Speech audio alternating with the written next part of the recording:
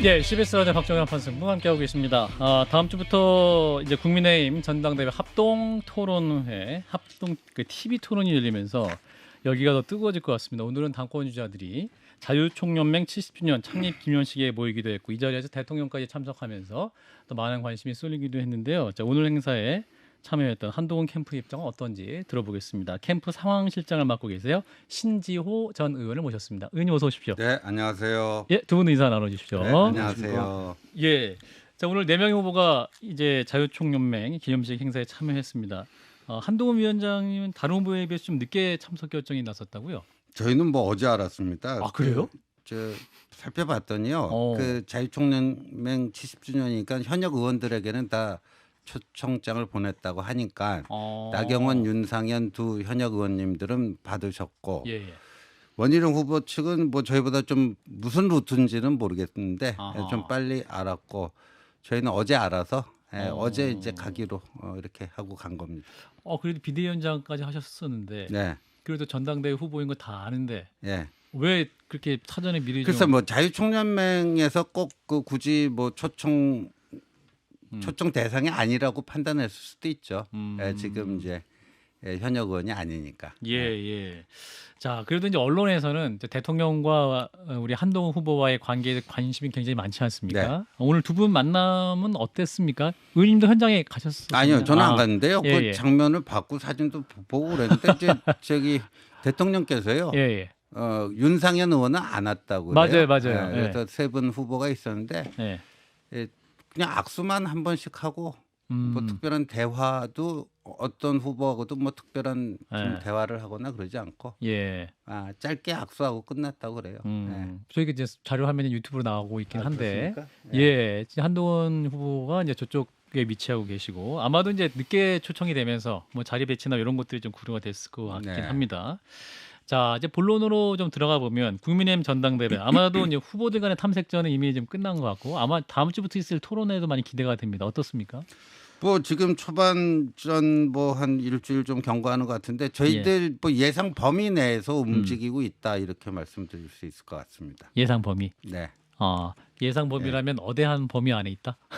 뭐 꼭 어디아니라기보다도 예. 뭐 상대 경쟁 후보들이 어떻게 나올 것이다. 어. 뭐 그리고 뭐 우리는 뭐 이런 정도로 뭐 어떻게 대응하면 되겠다. 뭐 그런 예상된 범위 내에서 움직이고 있습니다. 그 라디오 시사 프로그램 출연은 이렇게 많이 하셨던 분이 아니잖아요. 누가요? 그 한동훈 전 그럼요. 위원장께서 라디오뿐만 아니라 이렇게 방송 방송 출연 대담 인터뷰 안 하셨었죠. 나간 적이 없었죠. 어. 예. 근데 이제 방송가에서 보기에는 예. 한 일주일 단위로 굉장히 많이 넣으셨다고 예. 하네요. 잘하신다는 평가가 있는데 캠프 내에서 어떻게 판단하고 계세요? 그 흡수력이 빠르죠. 학습 능력, 그 음. 흡수력이 굉장히 빠른 편이고 예. 또 본인이 뭐 이렇게 대화하고 말하는 걸 좋아하시니까 빨리 늘 거라고 보고 있고 또 기대 이상으로 빨리 늘고 있는 것 같습니다. 토론 준비도 열심히 하고 계십니까? 토론 준비 열심히 합니다. 근데 토론이 굉장히 많던데요. 한 예, 5번인가요? 굉장히 많은데 예. 근데 이제 과거에 제가 뭐 여러 캠프에서 있어봤지만 예. 후보별로 다 각자 참 재밌어요. 어떤 후보는 제가 실명을 밝히지는 않겠지만 지금 뭐 4명 중에 아니요 지금 예, 옛날. 이게 제 경험에서 아. 뭐 예를 들면 그 인터뷰 자료, 방송 토론 자료 열심히 준비해도 예. 별로 안 보고 가는 분들도 있어요. 그럼 열심히 준비한 실무자들 입장에서는 좀 맥이 빠지죠. 근데 지금 저희 한동훈 후보는 예. 굉장히 그 실무자들이 준비한 자료를 꼼꼼하게 보고 자신이 잘 아는 분야라 할지라도 방송 토론 이런 게 처음이라서 그런지 되게 신중합니다. 그 방송 토론 전에 가급적이면 스케줄 잡지 말아달라. 최소한 공부하고 들어갈 수 있는 시간적 여유를 좀 확보해 달라. 이런 주문을 하고 있습니다. 다음 주 화요일, 목요일 아마 예정돼 있는 것 같기도 한데. 방송 토론이 그렇죠. 화목 총 6차례. 예, 그 다음 주도 계속 있는 것 같고. 네. 예. 자, 근데 어제 이제 한동훈 후보 제외하고 다른 후보들이 영남에 가가지고 네. 대구시에서 치맥 페스티벌을 했더군요. 원희룡 후보는 특히 이제 홍준표 시장과 맥주 러브샷도 하고 했다고 네. 하는데 한동훈 후보에게 지금 영남의 당심은 어떻다고 판단하고 계십니까? 뭐 오늘 뭐 나온 여론조사 보면 나쁘지 않습니다. 데일리한 그 여론조사 보면 나쁘지 않고요. 그러니까 이걸 봐야 됩니다. 지금 저희 그 책임당원 숫자, 선거인단 숫자 84만 명이에요. 이준석 후보가 대표로 선출될 때는 33만 명이었고요. 윤석열 대통령이 당시 저희 당 대선 후보로 선출될 때는 55만 명이었어요. 지금 84만 명이고요. 이 홍준표 시장 영향력 있는 분이죠. 저희 당의 최고참이시고 영향력 있는 분인데 그 TK의 한 중진 의원이 저한테 개인적으로 이렇게 얘기를 하시더라고요. 예. 자기 지역구의 책임 당원이 어. 한 6천 명이 있는데 이른바 오다 투표. 오다? 내가 오더. 그러니까 내가 누구를 찍으면은 거기에 따라서 할 수 있는 사람들이 책임당원 6천 명 중에 500명도 안 될 것이다. 그러니까 이 오더 투표라는 거는요. 과거에 대의원, 대의원 그 어느 정도 지금의 80만 명 이런 규모가 아니고 수천 명 수준의 대의원 때는 그런 게 통해요. 지금은 안 통합니다. 그래서 홍신과 TK의 바닥 당심의 차이를 아는 사람만이 승리를 거머쥘 수 있다 이렇게 생각합니다. TK의 민심과 홍심은 다를 수 있다. 상당히 다르고 예. 저희가 그 대구에 예. 당협 5군데를 돌면서 바닥 당심을 확인했는데 예. 그 바닥 당심에서 나오는 홍준표 시장에 대한 여러 가지 평가 저희는 많은 걸 다 캐치를 했지만 얘기는 않겠습니다. 알겠습니다. 두 분도 자유롭게 질문을 해주셔요. 예, 박 실장. 그러니까 조직으로 움직일 수 있는 건 아니어도 제가 볼 땐 그렇습니다. 그러니까 국민의힘 지지층 내 분위기는 지금 당이나 특히 대통령의 국정 운영 방식이 뭔가 강하게 변화의 계기 또는 변화의 힘을 줘서 좀 변화를 시켜야 된다. 이대로는 안 된다. 네. 그걸 이제 한동훈 위원장이 가장 강하게 죄송합니다. 목이 메이시고 계세요. 한동훈 위원장이 가장 강하게 변화를 얘기하고 있으니 예. 그게 제일 가능할 거다. 그게 네. 이제 지지율로 나타나고 있는데 예. 일부에서는 한동훈 위원장의 강한 압박 때문에 이 보수층이 압박을 너무 5% 정도 받아서 터지면 어떡하지? 그러니까 요 걱정들도 좀 있는 것 같아요. 터진다는 게 뭐가 터진다는 거죠? 그러니까 예를 들어서 그냥 구체적이면 최상병 특검법 같은 게 가면 최상병 특검법만으로는 당연히 진실을 밝혀야 되고 이건 털고 가야 되고 어쨌든 그렇게 얘기할 수 있겠지만은 여기서 뭔가 대통령의 뭔가가 나와서 위기로 비화돼서 김건희 여사 특검으로도 가고 좀 더 가버리면 예를 들어서 현 정부가 예를 들어서 탄핵으로 간다든지 그런 우려도 있는 것 같아요. 그래서 복잡한 상황인 거고 물론 한동훈 위원장이 전 지금까지 낸 메시지들은 되게 정교하게 어떻게 보면 좋게 말하면 정교하고 나쁘게 말하면 애매하게 그 포지션에 잘 들어있는 것 같은데 실제 내부에서는 어떻게 보는지. 저희가 이제 이른바 대세론을 형성하고 있는 만약에 그게 있다면은 그 가장 큰 이유는 뭘까? 저희 당원들과 지지자들이 이기기를 열망합니다. 이기고 싶어합니다. 예. 이기고 싶어하는 저희 당원들과 지지자들의 그 열망에 호응하고 보답할 수 있는 후보가 누군가 그거를요 길게 설명 안 해도 다 아는 거예요. 그 최적임자가 한동훈이다 하는 걸 다 아는 거예요. 다른 후보로는 좀 약하다 이렇게 보고 있는 거겠죠. 그러니까 한동훈이 얘기하는 변화는 변화 자체가 목적이라기보다는 승리를 위한 전략인 거예요. 다음 지선, 향후 대선. 근데 실제로 지난 총선 때 어떻게 보면 이재명한테도 졌지 않습니까? 네. 이재명한테도 졌었고 지금 잘 보시면은 어대한이라고 이야기를 하고 있지만은 한동훈 후보가 인스타그램을 개설을 했는데 팔로워 숫자 보셨죠? 예를 들면은 외연 확장성이 있느냐 부분이 결국 다음번 선거에서 이길 수 있느냐 부분인데 저는 세 가지 부분에서 상당히 의심이 드는 게 첫 번째 총선 때 사실은 제가 봤었을 때는 선거 전략 제대로 안 됐다고 봐요. 이조 심판론 같은 거 들고 와서 저는 패배의 중요한 원인이 됐었다고 생각을 하고 예. 두 번째는 방금 말씀드린 것처럼 이 외연 확장이 될 수 있는 그런 지표 같은 것들에 있었을 때 사실은 그렇게 잘 나오지는 않습니다.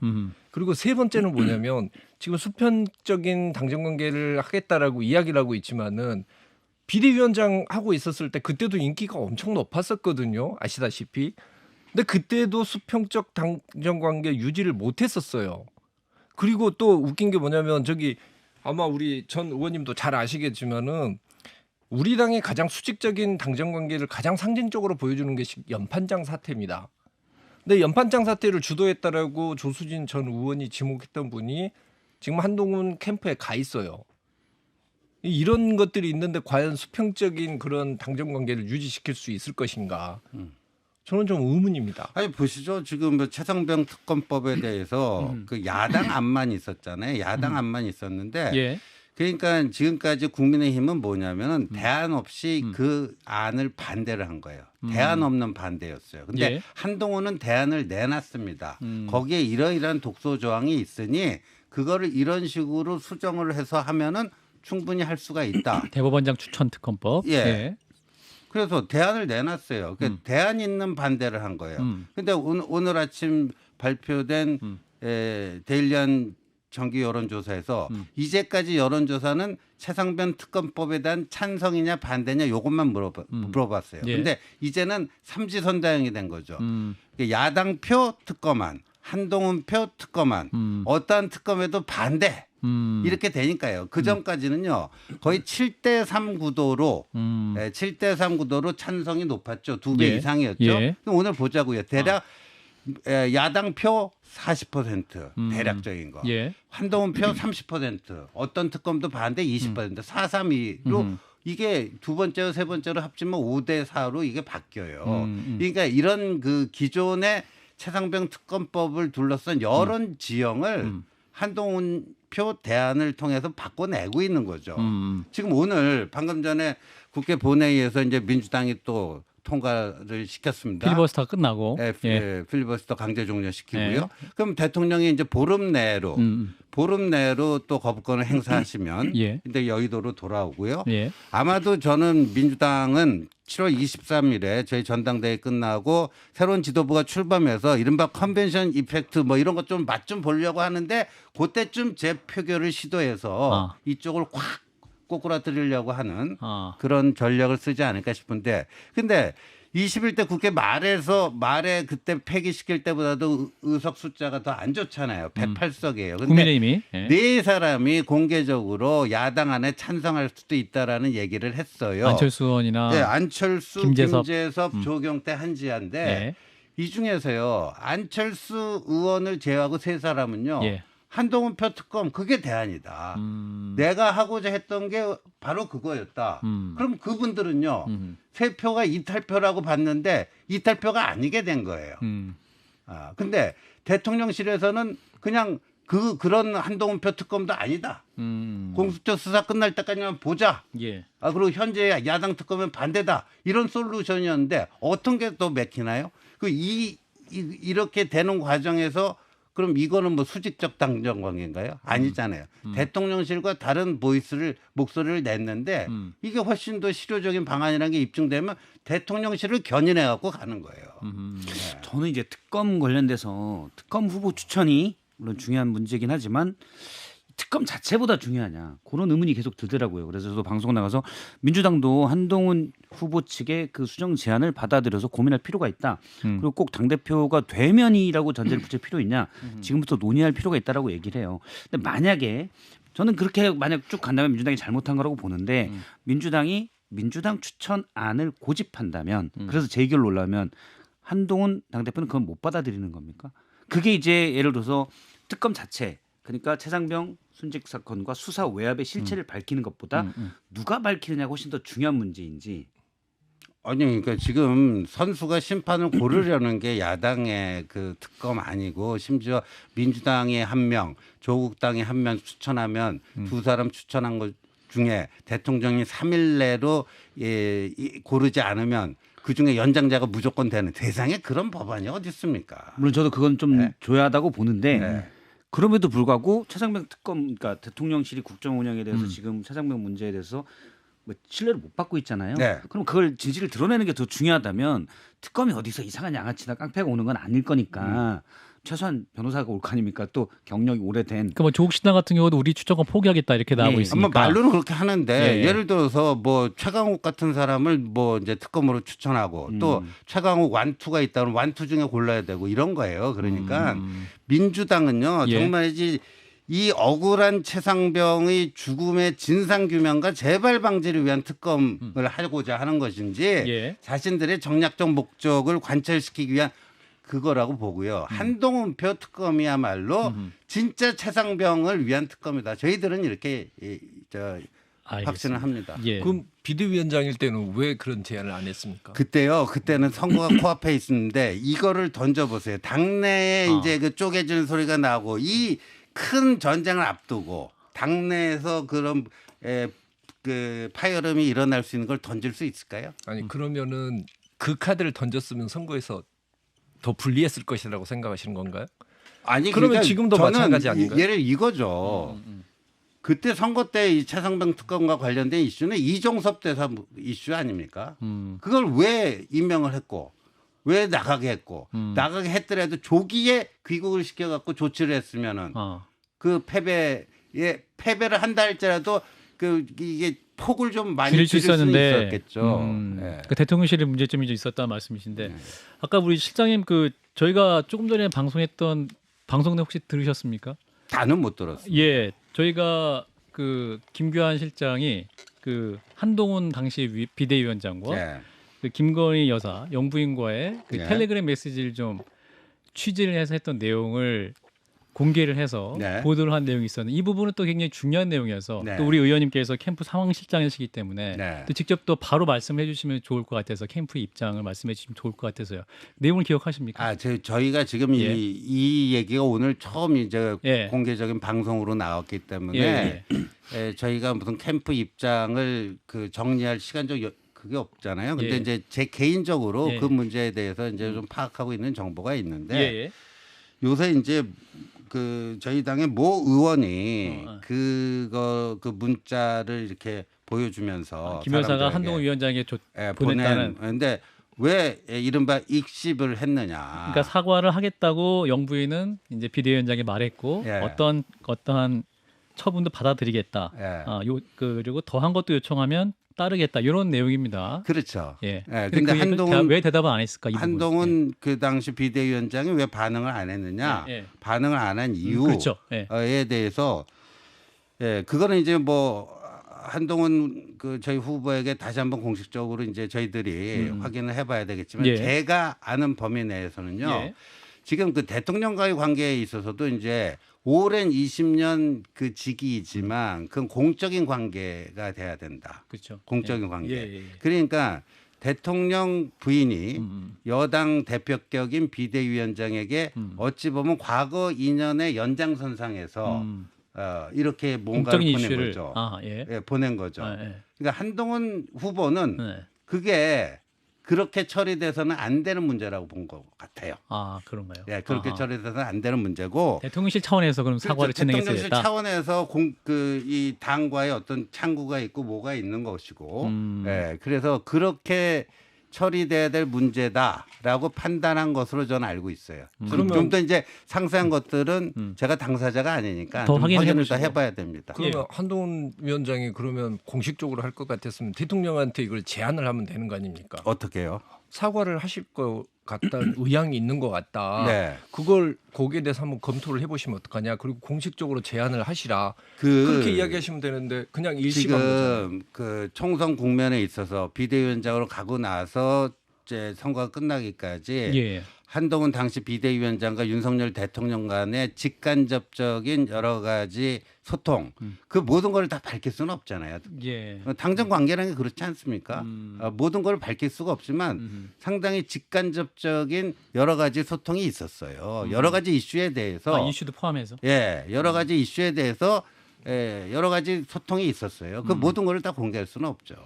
앞서 이제 김 의원이 그때 김규환 실장님 계실 때 얘기를 한 부분인데 뭐냐면은 당시에 이게 이슈가 됐었고 만일 여사가 사과했다면 왜냐하면 총선 과정에서 대통령이 너무 일방통행식이다 위압적이다 이런 비판들이 있어왔기 때문에 당시 여사가 문자를 보낸 대로 나서서 사과를 했다면 훨씬 총선 국면이 달라졌을 것이다. 저도 사실 그렇게 생각하거든요. 국민의힘이 더 유리한 국면으로 가지 않았을까라는 아쉬움의 표현이죠. 저도 지금 동감이에요. 예. 그 침 2주년 기자회견 때 대통령께서 제 배우자의 그 현명하지 못한 처신으로 인해서 국민 여러분들께 심려를 끼쳐드린 거에 대해서 사과한다. 그건 총선이 끝난 상황이에요. 예. 근데 2월 초인가요? KBS 신년 대담을 했잖아요. 대통령과 박절하지 못해서 예, 박절하게 대할 수가 없어서 이게 뭔지 좀 애매했단 말이에요. 예. 그러면 사과를 할지 말지를 그거는 대통령 또는 영부인 김건희 여사가 판단할 문제지 비대위원장에게 허락을 받고 사과할 문제는 아니잖아요. 그렇지 않나요? 그게 사과를 하고 말고의 문제가 그 사건에 명품백 사건에 한동훈 비대위원장이 당시 뭐 관여돼 있던 것도 아니고 그죠? 그랬으면 만약에 사과가 필요하다 그러면 KBS 신년 대담 때 대통령이 취임 2주년 때 했던 그 발언을 하면 되는 겁니다. 그 발언을 하는데 그러면 여당 비대위원장의 동의를 득해야지 그 발언할 수 있나요? 그건 아니잖아요. 그러면은 예, 김웅 의원님.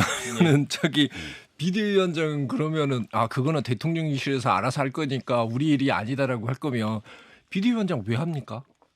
그런 것도 그게 조율을 무슨 못할 논리비약이죠? 거면 이게 지금 이 선거판에서 얼마나 중요한 이슈였는지는 누구나 알고 있었는데 지금 우리 상원 시장님이 말씀하시는 것은 그건 대통령실이 알아서 할 문제다. 그래서 비대위원장이 개입할 문제가 아니다. 지금 이런 식으로 이야기를 하시는 거 아닌가요? 아까도 말씀드렸지만 총선 기간 중에 다양한 채널을 통해서 다양한 의사소통이 있었고 의견 전달이 있었습니다. 그러니까 이종섭 대사 문제, 황상무 수석 문제, 그다음에 의대 정원 처리 문제 등등 이런 게 있었어요. 이게 다 밝힐 수는 없는 거고요.